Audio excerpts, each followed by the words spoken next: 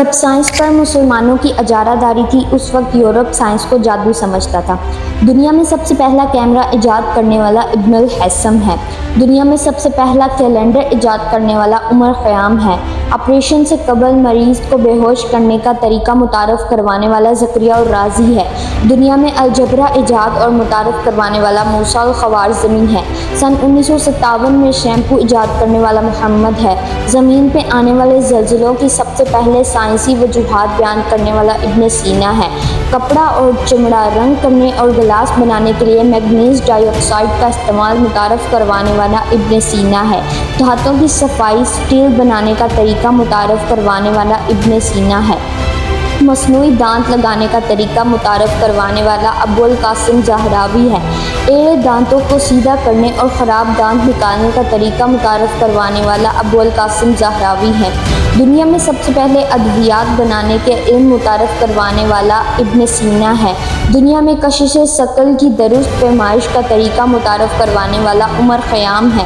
آنکھ، ناک، کان اور پتے کا آپریشن سے علاج متعارف کروانے والا ابو القاسم زہراوی ہے۔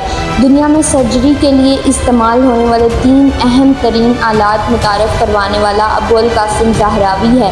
دنیاوی علموں میں علم اعداد اور جدید ریاضی کی بنیاد رکھنے والا یعقوب الکندی ہے۔ مریضوں کو دی جانے والی ادویات کی درست مقدار کا تعین کرنے والا یعقوب الکندی ہے۔ دنیا کو آنکھ پہ روشنی کے مضر اثرات کا بتانے والا زکریا الرازی ہے۔ روشنی کی رفتار کا آواز کی رفتار سے تیز ہونے کا انکشاف کرنے والا البیرونی ہے۔ دنیا کو زمین، چاند اور سیاروں کی حرکات اور خصوصیات سے روشناس کرنے والا البیرونی ہے۔ دنیا کو قطب شمالی اور قطب جنوبی کی سمت کا تعین کرنے کے 7 طریقے بتانے والا البیرونی ہے۔ علم ارضیات میں مغرب والوں کی زبان سے بابائے ارضیات کہلائے جانے والا ابن سینا ہے۔ دنیا میں hydrochloric acid, nitric acid اور سفید سیسہ بنانے کے طریقے بیان کرنے والا جابر بن حیان ہے۔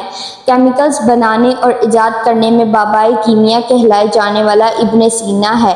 دنیا کو روشنی کے انعکاس اور بصارت میں ریٹینا کا مرکزی کردار متعارف کرانے والا ابن الہیثم ہے اور سیاروں کی حرکت کا درست تعین کرنے والا نصیر الدین توسی ہے۔ یہ سب مسلمان سائنسدان ہی تھے۔